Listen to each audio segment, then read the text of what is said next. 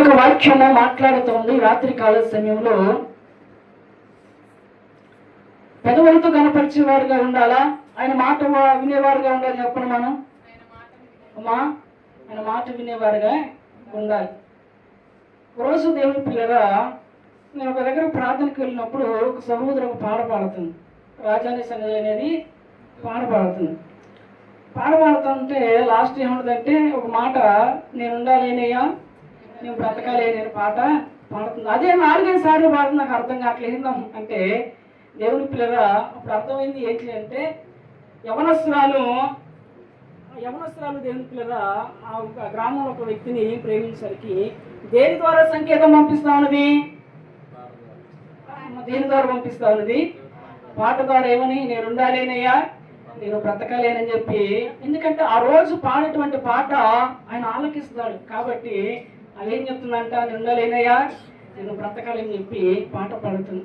అంటే దేవుని ప్రియరా, దేవుని మందిరానికి వచ్చినటువంటి మనము, దేవుని యొక్క మందిరానికి వచ్చినటువంటి మనము దేవుని ఆజ్ఞ ప్రకారంగా జీవించేవారిగా ఉండాలి. దేవునికి స్తోత్రం చెబుతాం. హల్లెలూయా. అందుకొరకే వారు పెదవులతో నన్ను కనపరుస్తారు కానీ, వారు శుద్ధిస్తారు కానీ, పెదవులతో అన్నీ చేస్తారు కానీ ఏమి దూరంగా ఉన్నాయంట? హృదయాలు దూరంగా ఉన్నాయంట. అందుకొనకే అన్నాడు, నిన్ను ప్రేమించాల్సిన సేవకుని నేను ఏం చేస్తానంటే దూరం చేస్తాను.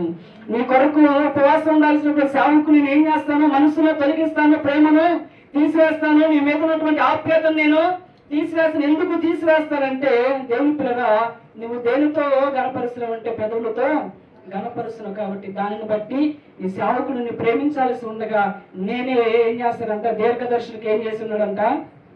ముసుగు వేసి ఉన్నాడు. ప్రవక్తలు ఏం చేస్తున్నాడంట? ప్రవక్తలు ఏం చేస్తున్నాడు? చెడగొట్టి ఉన్నాడు. కాబట్టి దేవుని ప్రియులుగా, ప్రభునందు ప్రేమటువంటి సోదరులుగా చాలా మంది విషయాలకు వచ్చినప్పుడు మనం గమనించినట్లయితే ఏమంటారంటే, దైవజనుడు కొన్ని మాటలు చెబుతారు. మందిరాలు ఏమంటారు? ఇట్లా జీవించాలా, అట్లా జీవించాలా, అలా ఉండాలి నాయన, ఇలా ఉండాలి నాయన, అలా ఉండాలమ్మా అని చెప్పి చెబుతూ ఉంటారు. కానీ చాలా మంది ప్రవర్తన మనం గమనించినప్పుడు దేవుని యొక్క మందిరంలో చాలా జాగ్రత్తగా ఉంటాం. కానీ దేవుని మందిరం బయటికి వెళ్ళిపోయిన తర్వాత ఏమైపోద్దంటే, ఒక్కొక్కసారి మన ఆలోచనలు మారిపోతూ ఉంటాయి, మన విధానము మారిపోతుంది. ఏమంటారంటే, చెప్తాడు దేవుడే, తాగుతారు, తాగితే కుటుంబము ఆగమైపోద్ది, సంసారము ఆగమైపోద్ది, ఎలా ఉండాలి అలా ఉండాలి అని చెప్తాడు. బయటికి వెళ్ళిన తర్వాత ఎలా ఉంటుందంటే, దేవుని పిల్లరా, అయ్యా ఫంక్షన్లు అప్పుడు కొద్దిగా తాగానయ్యా, పెళ్ళినప్పుడు కొద్దిగా తాగానయ్యా, లేకపోతే చుట్టాలు వచ్చినప్పుడు వాళ్ళు వచ్చిన బలవంతం చేస్తే తాగానయ్యా అని చెప్తారు. మరి దీని ద్వారా నువ్వు దేవుని కనపరిచినట్ట, లేకపోతే దేవునికి కృంగ తీసినట్ట? అమ్మా, ఏం చేసినట్టు? కృంగ తీసినట్టు. దేవునికి స్తోత్రాలు చెబుతాను. హల్లెలూయా. అందుకొరకే దేవుని ప్రియుగా, ప్రభునందు ప్రియమైనటువంటి సహోదరులుగా, ఎక్కడికి వెళ్ళినా సరే, ఎలా ఉన్నా సరే, మనలో ఏముండాలంటే దేవుని వాక్యము ఉండాలి. ఇప్పుడు దేవుని వాక్యము దొంగలించడం వలన పాపము, దేవునికి రాజ్యానికి వెళ్ళలేమనుకోండి, ఆ వాక్యం మనలో ఉందనుకోండి, బయటికి వెళ్తాం, ఇది ఒక చిన్న వస్తువు కనపడదు అనుకోండి, వేరే వాళ్ళు అనుకోండి, అది తీయడానికి వెళ్తా ఉంటే అట్ట నీకు ఏం గుర్తు రావాలి? ఎందుకు గుర్తు రావాలి? నైట్ చూసినటువంటి సీరియలా? ఏం గుర్తు రావాలి? మా దేవుని వాక్యము గుర్తుండాలి. ఆ వస్తువు తీయడానికి వెళ్ళినప్పుడు ఏముండాలంటే, అయ్యో రాత్రి దైవజనుడు నాకు బోధించున్నాడు, రాత్రి దేవుడు దైవజన ద్వారా నాకు చెప్పిన్నాడు, కాబట్టి దాన్ని తీస్తే పరలోకానికి నేను వెళ్ళనయ్యా, దొంగతనం అనేది చెయ్యనయ్యా, దొంగతనం చేస్తే ఏమైపోతుందంటే దేవునికి విరుద్ధంగా నేను జీవించిన వాడును అవుతానని చెప్పి. అదే కనుక నీ మధ్యలో, నీ హృదయంలో దేవుని వాక్యము లేకపోతే, దేవుని వాక్యము లేకుండా నీ జీవిస్తే దేవుని పిల్లలను సాతానికి అప్పచెప్పబడతావు కదా. అందుకొరకే చెప్పినటువంటి మాటను ఎప్పుడు కూడా ఏం చేయాలంట? గుర్తుంచుకోవాలి. ఏం చేయాలా? గుర్తుంచుకోవాలి. దేవుని పిల్లగా, ఒక సహోదరి తన ఇంట్లో బియ్యం లేకపోతే పక్కింటికి పోయిందంట. పక్కింటికి పోయిన తర్వాత సరే అడుగు చుట్టాలు వచ్చారని చెప్పి అడుగు ఇంటికి వచ్చిన తర్వాత ఆ సహోదరిని కూడా పిలుచుకుని వచ్చి ఏమంటుందంటే, ఈరోజు మా ఇంటికి రా, మా ఇల్లు చూస్తున్నాడు రా అని చెప్తున్నాను. సరే తీసుకొచ్చిన తర్వాత ఏం చేస్తుందంటే, అది చూపించింది, ఇది చూపించిన అన్ని చూపించింది. చూపించిన తర్వాత బీరో ఓపెన్ చేసింది. ఏం ఓపెన్ చేసింది?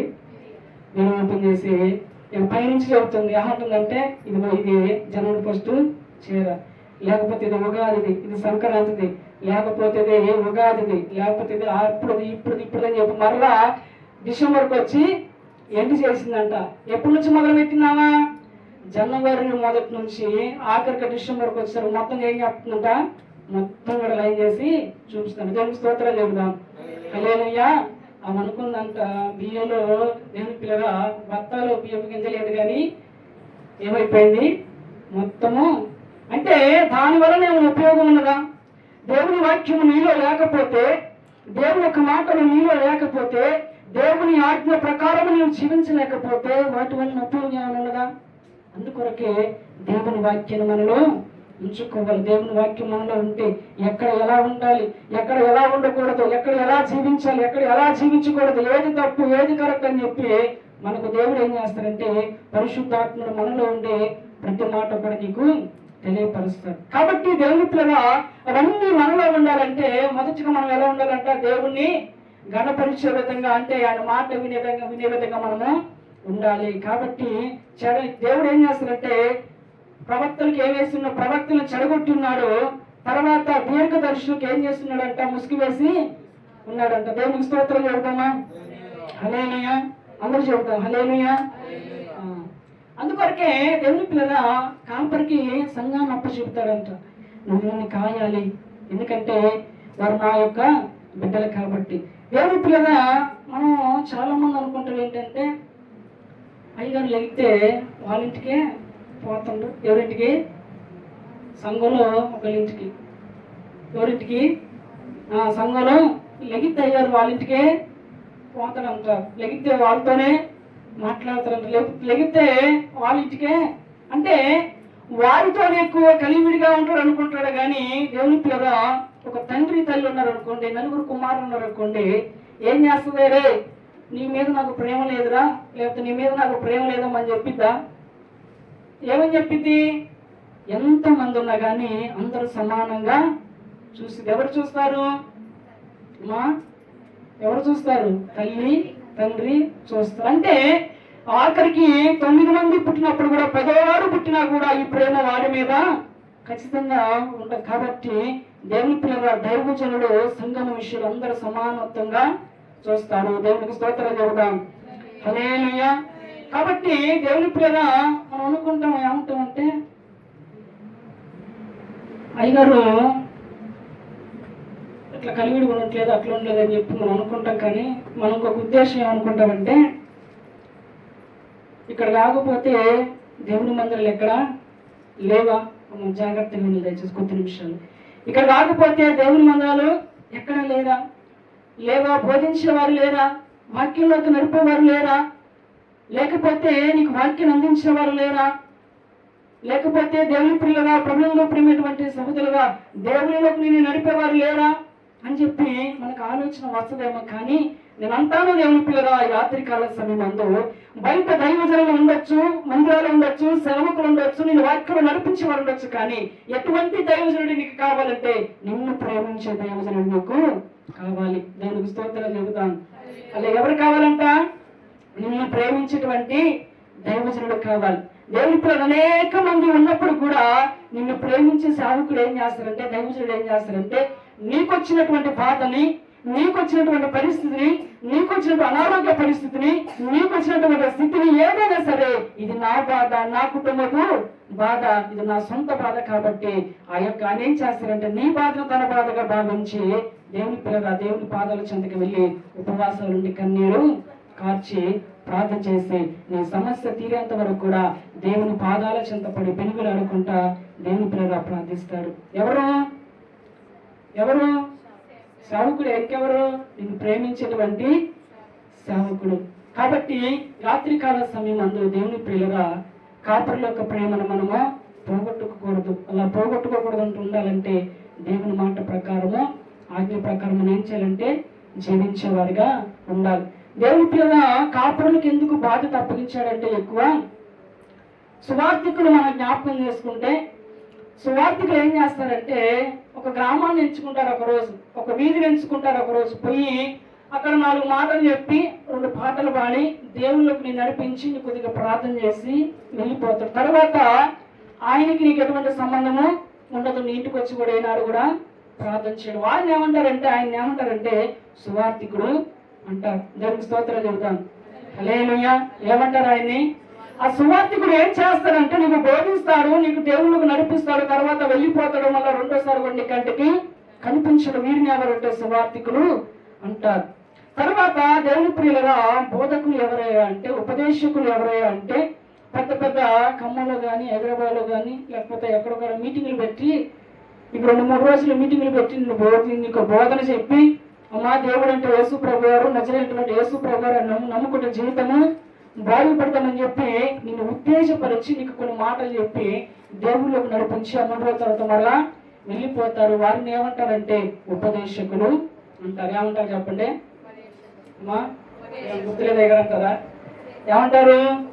ఉపదేశకులు అంటారు. తరువాత దేవుని పేరు ఆయన నీ కంటికి ఎప్పుడు కూడా కనిపించడు, వచ్చి నీ ఇంటికి వచ్చి ప్రార్థన చేయడు. తర్వాత అమ్మా నీకు బాగలేదా, బలహీనత ఉందా, వ్యాధి ఉందా, నీ సమస్య నా సమస్య తల్లి అని చెప్పి ఏనాడు కూడా దేవుని పాదాల చెంతకు వచ్చి ప్రార్థించేవాడు, ఉపవాసం ఉండేవాడు కాదు. కానీ దేవుని పిల్లగా ఒక గొర్రెల కాపరిని మనం జ్ఞాపకం చేసుకుంటే, గొర్రెల కాపరి ఎంత ఉంటే కాపరి అది వేరే వాళ్ళ చెవిలో మేయకుండా లేకపోతే వేరే ఒక స్థలంలో వెళ్ళకుండా పోకుండా దేవుని పిల్లలు ఏం చేస్తారంటే కాపరి నిన్ను వెన్నంటుండి నడిపిస్తూ ఉంటారు. దేవునికి స్తోత్రాలు చెబుతామా? హల్లెలూయా. అంటే దేవుని పిల్లగా కాపరి ఏం చేస్తారంటే, ఇగో గొర్రెల మేత తినదా, లేకపోతే ఏమైనా వ్యాధి కలిగి ఉన్నదా, లేకపోతే ఏమైనా సమస్య కలిగి ఉన్నదా, లేకపోతే ఇబ్బంది కలిగి ఉందని చెప్పి ఆయన ఏం చేస్తారంటే అనుదినము కూడా గొర్రెని కాచి పచ్చికలటువంటి మేతకు తీసుకువెళ్ళి దాని కడుపు నిండా నింపి మరలా ఎక్కడ తీసుకెళ్తాడు? ఎక్కడ తీసుకొస్తాడు? మరలా ఇంటికి తీసుకుని వస్తాడు. అంటే కాపరి ఉద్దేశం ఏంటి అంటే అది తప్పుకోకూడదు, దానికి బలమైనటువంటి ఆహారము కావాలి.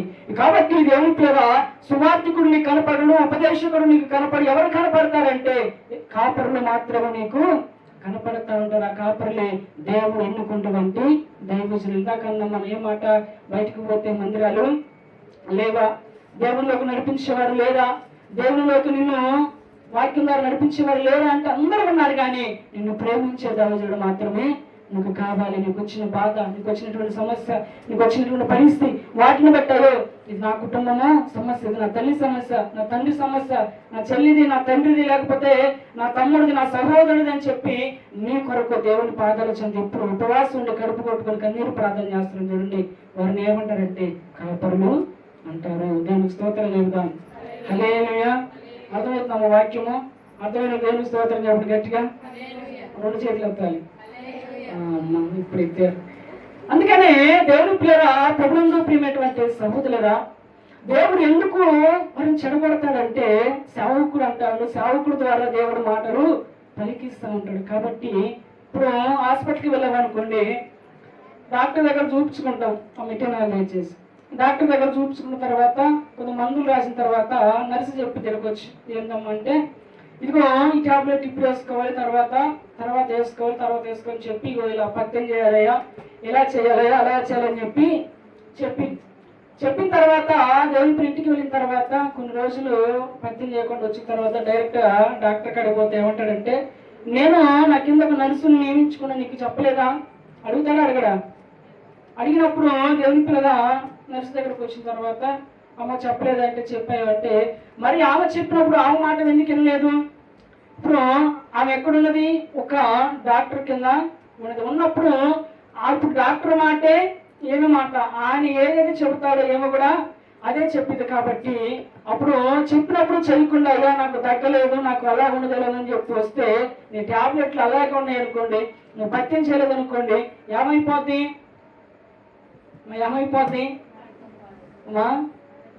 ఏమైపోద్ది?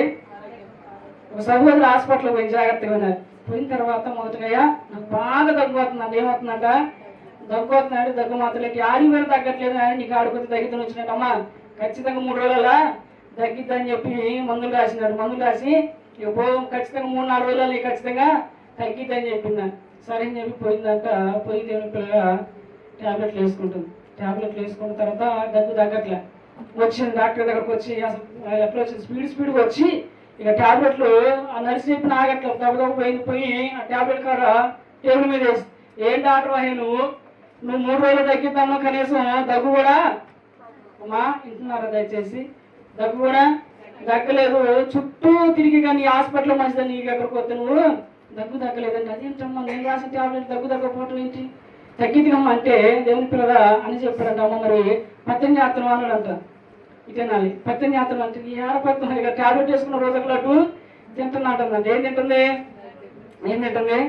ట్యాబ్లెట్ వేసుకుంటుందంట, రోజుకు లడ్డు తింటుందంట. అమ్మా నువ్వు పత్యం చేయకపోతే, లడ్డు తినకపోతే, తీపి కనుక మానకపోతే నువ్వు ప్రపంచంలో యాడికి వెళ్ళి నీకు దగ్గదలనంట. దేవునికి స్తోత్రం చెబుతాం.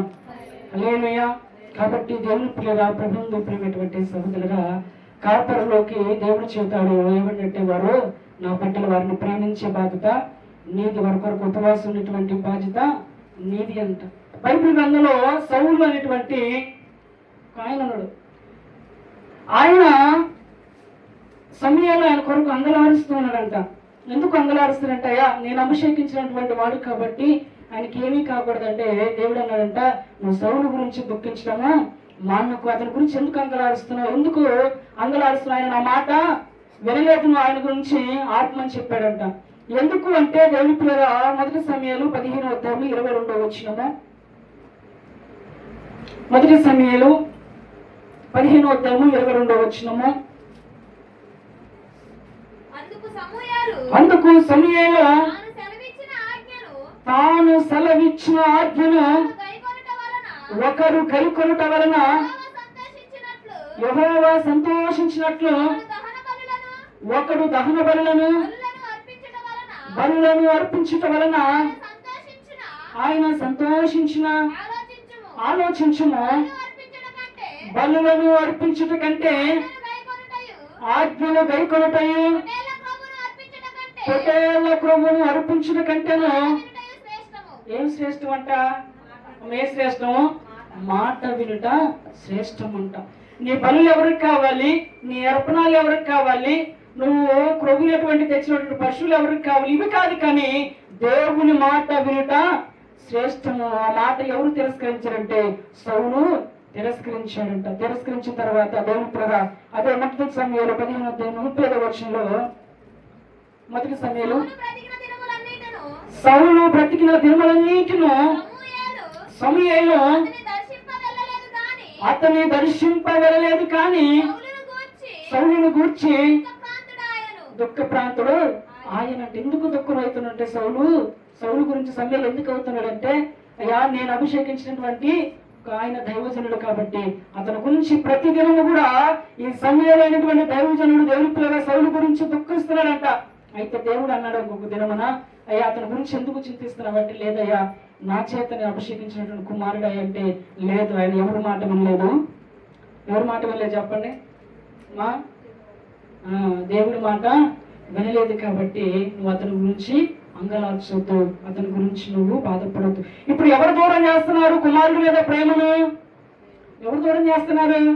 దేవుడే సౌలుకు సమయాలకు చెబుతా ఉన్నాడు, నీ కుమారుడి మీద నువ్వు దుఃఖించొద్దు, ప్రేమించొద్దు. ఎందుకయ్యా అంటే ఎవరి మాట లేదు, నా మాట వినలేదు కాబట్టి అతని కొరకు నువ్వు దుఃఖించు. అందుకని మనం మొదట్లో ఏం చెప్పుకున్నామంటే, ఒక కాపరుగా దేవుడు చెప్తాడు, వారు నా సంఘం, వారు నా బిడ్డలు, వారిని ప్రేమించే బాధ్యత నీది, వారి కొరకు ఉపవాసం ఉండేటువంటి బాధ్యత నీది. అలాంటి దేవుడే చెబుతాడు. ఆఖరికి వచ్చేసరికి వారిని ప్రేమించొద్దు, వారి కొరకు ఉపవాసం ఉండదు. ఎందుకు చెబుతారా అంటే దేవుని మాట వెనుక పోగొట్ట వలన, తర్వాత దేవుడు తన దైవజన ద్వారా చెప్పినటువంటి మాట ప్రకారము జీవించకపోవటం వలన దేవుడు అంట కాపరైనటువంటి దైవజనుడి యొక్క ప్రేమను సంఘం మీద నుంచి ఏం చేస్తాడంట? ఏం చేస్తాడు? ఏం చేస్తాడు చెప్పండి? మళ్ళా పుస్తకం చెప్పారా? అయ్యా ఇప్పటికే నాయన ఆప్సోపలు పడి నిద్రలు వస్తుంది అంటే దేవుని పిల్లగా ఏం చేస్తాడా అంటే ప్రేమను తీసివేస్తాడంట. కాబట్టి దయను తీసివేస్తాడంట కాదు, కానీ మనకు కాపర్లు ఏం చేస్తున్నారంటే ఈ రోజులో దేవుని పిల్లగా వెన్నంటుండే దేవుళ్ళకు మనల్ని నడిపిస్తూ ఉన్నారు. వారు ఉపవాసం ఉండైనా సరే మీ కొరకు ఆత్మీయాహారం సిద్ధపరిచి మిమ్మల్ని ప్రతిదినం కూడా, ప్రతి ఒక్క వారం కూడా, ప్రతిరోజు కూడా మీ కొరకు ఏం చేస్తారంట? ప్రార్థన చేస్తూ దేవుని పిల్లగా మీ కొరకు అంగలాస్తున్నారు. కాబట్టి ఇప్పుడు సువార్థికులు కావాలా? ఉపదేశకులు కావాలా? ఎవరు కావాలి? కాపరులు కావాలా? ఎవరు కావాలి? ఆ కాపరు ఏం చేస్తాడు? నీ బాధని, నీ సమస్యని, నీకున్నటువంటి పరిస్థితిని ఎవరి సమస్య అనుకుంటాడు? తన సమస్య అనుకుంటాడు, తన బాధ అనుకుంటాడు, అయ్యో ఇది నా కుటుంబ పరిస్థితి, నా కుటుంబంలో ఉన్నటువంటి సమస్య ఇది, కాబట్టి దీని కొరకు నేనే ప్రార్థన చేయాలి, నేనే పోరాడని చెప్పి ఎప్పుడో దేవుని పాదాలు చెందుతుండే ఆయన ఏం చేస్తాడు, దేవునికి మొరపెడతాడంట. దేవునికి స్తోత్రాలు చెప్పండి. హల్లెలూయా, హల్లెలూయా.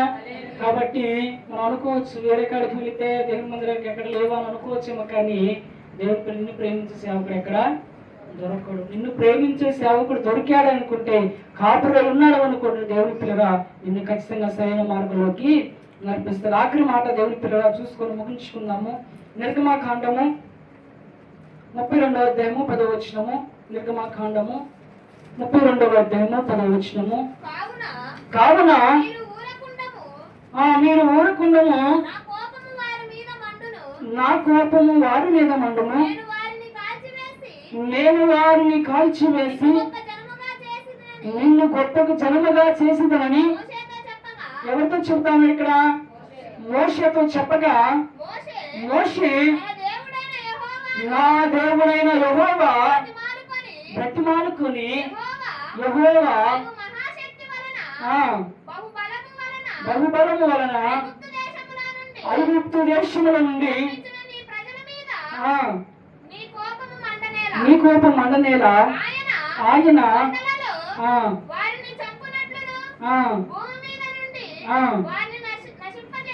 నశింప చేయనట్లును మేలు కొరకే